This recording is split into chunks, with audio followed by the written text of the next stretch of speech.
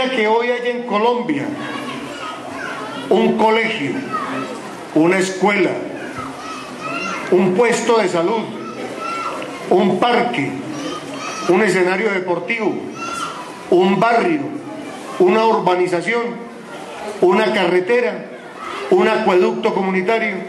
Allí han estado presentes la buena voluntad de aquellas personas que de manera espontánea, tranquila, toman la decisión de trabajar por sus comunidades. Yo por eso me siento tan honrado el día de hoy, créanme que se los digo con todo el corazón y con toda la sinceridad. Me siento profundamente honrado con el reconocimiento que me hacen ustedes el día de hoy. Les aseguro que este reconocimiento tiene para mí más valor que cualquier otro reconocimiento que me han hecho a lo largo de mi vida pública. Yo lo recibo con profundo cariño y les doy mis más sinceros agradecimientos por hacerme digno de tan honroso homenaje el día de hoy.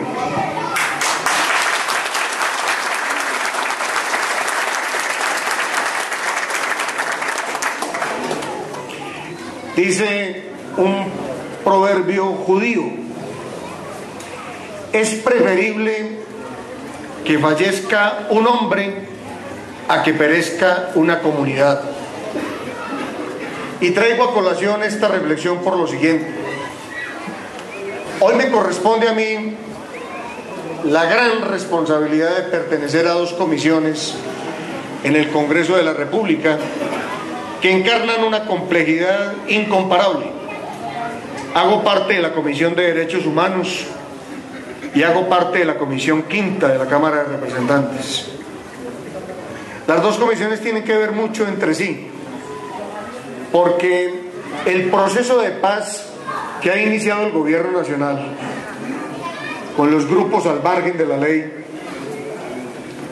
tiene que ver con las dos comisiones, especialmente en el tema de tierras. El conflicto colombiano a lo largo de toda su historia ha girado alrededor de la tenencia de la tierra.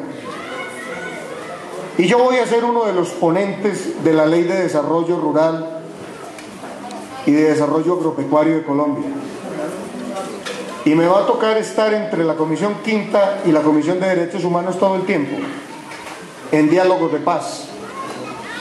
Y les quiero contar algo. La guerrilla solamente participa con el 15% del conflicto. La gente cree que el conflicto es solo con las FARC. El conflicto es con los empresarios, con los que manejan el negocio de las armas. El conflicto es con el paramilitarismo. El conflicto es con las BACRIM. El conflicto es con la delincuencia común. Ese 85% fuera del 15% que compromete la participación de las FARC, el otro 85% lo componen las multinacionales que hacen explotación minera, que hacen explotación minero-energética en Colombia. Ese otro 85% lo componen los banqueros, a donde llegan justamente los dineros cuando son legalizados o son lavados en el país. En ese conflicto está comprometido los gobiernos extranjeros que tienen intermediación social en Colombia.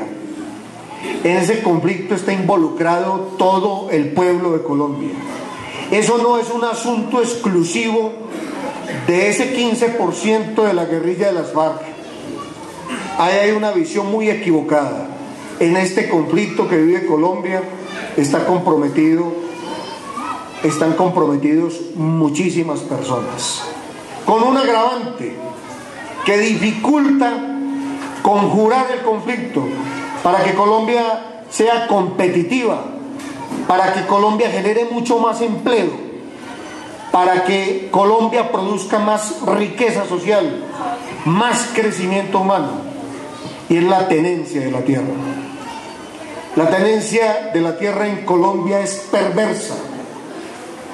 La concentración de la riqueza de la tierra en Colombia es morbosa y es lo que está generando más conflicto. Y muchas personas ven el proceso de paz como un oasis, como algo inalcanzable, como una utopía, Y yo muchas veces me hago esta reflexión como dirigente político. Si no hubiese sido por un Gustavo Eiffel, cuando se dio a la tarea de levantar la Torre Eiffel, que hoy es un monumento a la libertad, a la independencia y a la igualdad en todo el planeta, que le costó muchísimas bancarrotas, que murió en medio de una profunda decepción, pero que nunca desertó del sueño de levantar esa torre para erigirla como un monumento a la fraternidad humana. Se tardó muchísimos años.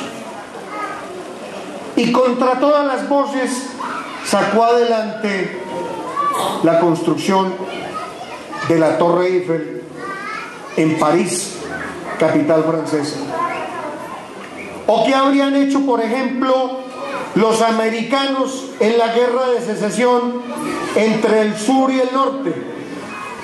Y allí sí que tiene validez la reflexión que hacía Ramón, en el sentido de que no podemos promover ni permitir en ningún momento el distanciamiento entre ustedes, que son los responsables de la sociedad, que son los líderes naturales de sus comunidades.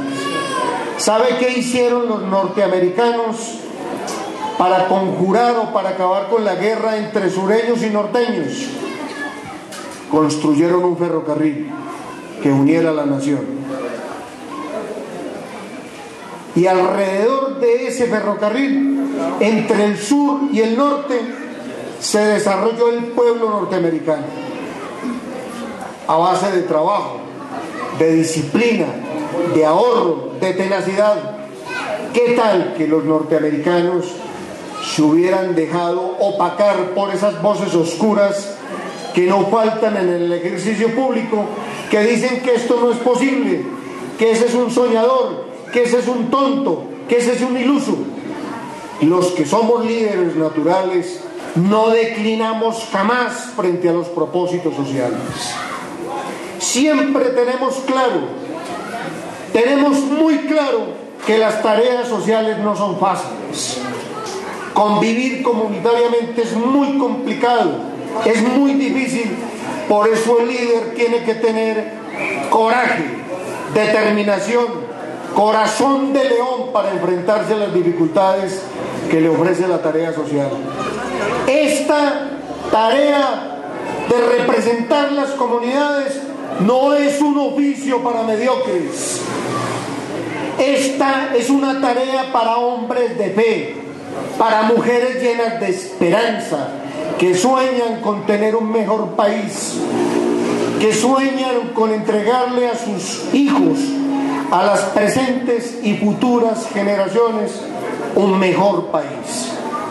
Por eso, cuando la prensa morbosa, que no falta en descalificar los esfuerzos, o la envidia, que es natural de manera desafortunada en la existencia humana, o esos bajos instintos que perturban el desarrollo social, no pueden perturbar en ningún momento la tenacidad ni las convicciones de un buen líder comunitario. Nosotros hemos emprendido una gran tarea por el país, por la región, por el departamento y por esta tierra tan querida de Santa Rosa de Cabal. Yo le pido a Dios todos los días fortaleza espiritual, porque las tareas son sencillamente envidiables y absolutamente necesarias. Hoy hemos emprendido la formulación de un proyecto envidiable en Bogotá ante Coldeportes, ante el Departamento de la Prosperidad Social, de llevarle 4 grandes polideportivos a las zonas rurales del municipio. ¿Cuánto me vaya a tardar? No sé, pero en el año de 1995 emprendí el proyecto Parque Recreacional Ecológico La Hermosa, y hoy, después de más de 16 años, se lo vamos a entregar a la comunidad santarrosana con una inversión de 1.835 millones de pesos.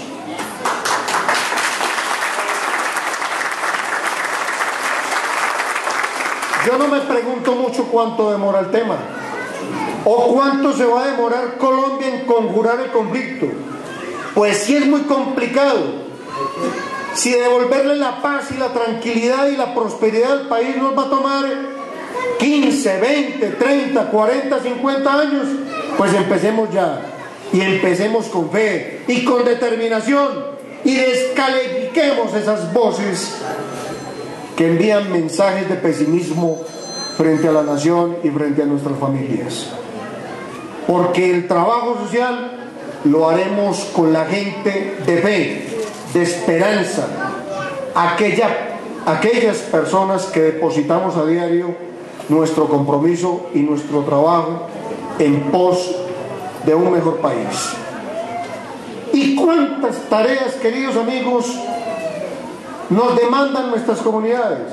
Que el acueducto comunitario de La Leona, que la capilla de Potreros, que los 4 polideportivos, que se nos fue la banca, se nos desplomó la banca de Santo Domingo, que la banca de Lobito, que hay que terminar la construcción de la carretera al Español porque unos contratistas irresponsables se quedaron con la plata, que el paisaje cultural cafetero está amenazado, que faltan más escuelas, que faltan más escenarios deportivos, que hay mucha gente desempleada. Yo por eso admiro a los empresarios que generan empleo, que se atreven a comprometer sus capitales para generar empleo, porque cuando hay empleo en una casa hay autoestima, hay cariño, hay respeto. Cuando hay afugias, cuando hay angustias económicas porque el papá o la mamá no trabajan, vienen los conflictos familiares. Por eso es que es tan loable la tarea de los dirigentes cívicos, comunitarios, políticos, gestores culturales, ambientales, deportivos, que sembramos paz todos los días. A esas personas hay que pedirle a Dios permanentemente que los alimente espiritualmente,